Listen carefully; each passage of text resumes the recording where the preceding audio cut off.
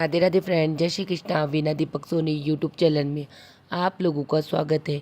आज मैं आप लोगों को इस वीडियो के माध्यम से देवशयनी एकादशी व्रत की कथा कहानी सुनाऊंगी। साथ ही देवशयनी एकादशी व्रत का प्रायण का शुभ मुहूर्त भी आप लोगों को बताऊंगी।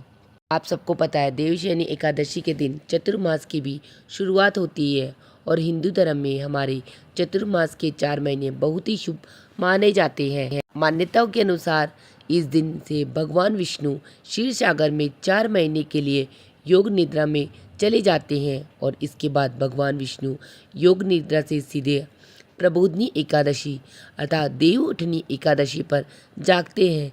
साथ ही इस दिन से सभी मांगलिक और शुभ कार्यों की हमारी रोक लग जाती है। इसलिए इस बार हम देवशयनी एकादशी व्रत 6 जुलाई 2025 को रविवार को रखेंगे। अब मैं आपको देवशयनी एकादशी व्रत की कथा कहानी सुनाती हूँ। समय की बात है, धर्मराज युधिष्ठिर ने कहा, हे केशव, आषाढ़ शुक्ल की एकादशी का क्या नाम है?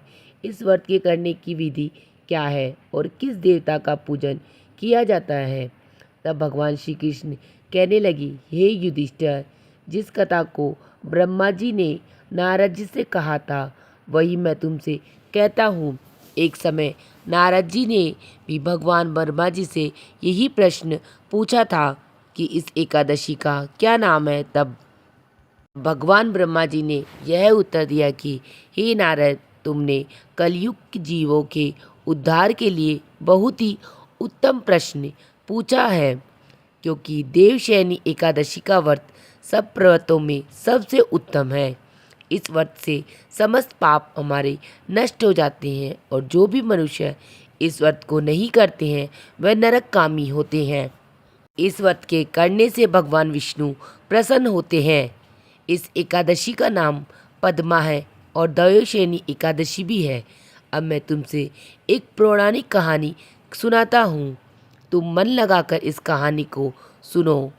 सूर्यवंश में मादंता नाम का एक चक्रवर्ती राजा हुआ था जो सत्यवादी और महान प्रतापी था।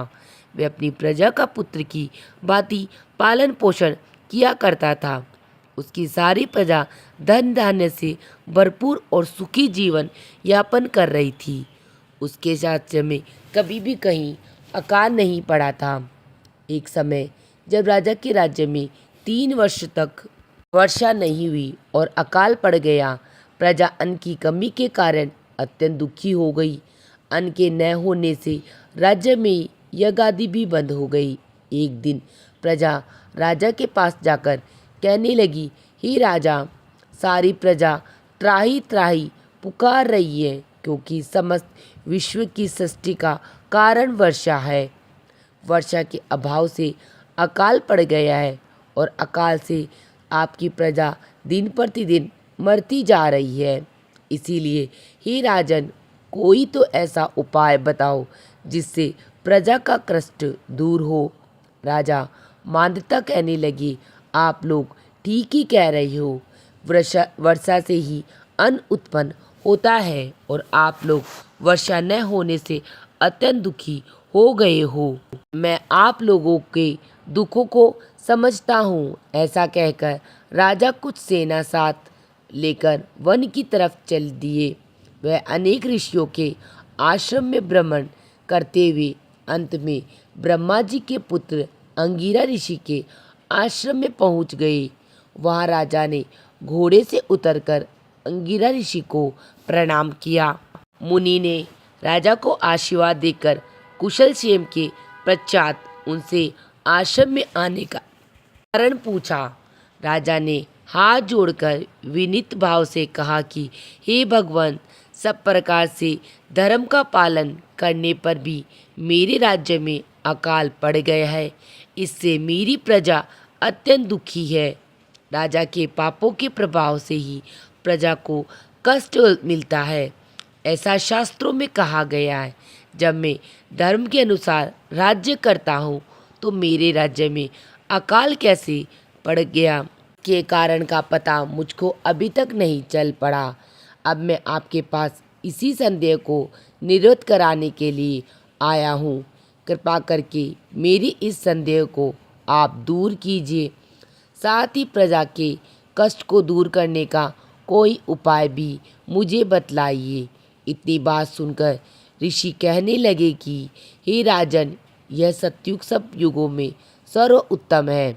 इसमें धर्म को चारों चरण सम्मिलित है, अर्थात इस युग में धर्म की सबसे अधिक उन्नति है। लोग ब्रह्मा की उपासना करते हैं और केवल ब्राह्मण को ही वेद पढ़ने का अधिकार है। ब्राह्मण ही तपस्या करने का अधिकार रख सकते हैं, परंतु आपके राज्य में एक शुद्ध तपस्या कर रहा है। इसी दोष के कारण आपके राज्य में वर्षा नहीं हो रही है।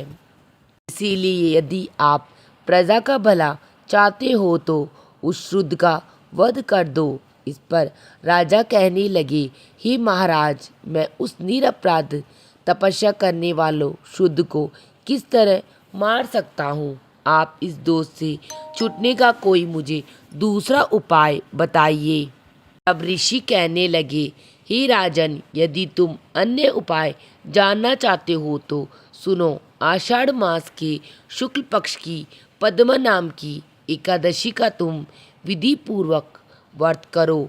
व्रत के प्रभाव से तुम्हारे राज्य में वर्षा होगी और प्रजा सुख प्राप्त करेगी, क्योंकि इस एकादशी का व्रत सब सिद्धियों को देने वाला है और समस्त उपद्रव को नाश करने वाला है। इस एकादशी का व्रत तुम प्रजा सेवकता मंत्रियों सहित करो।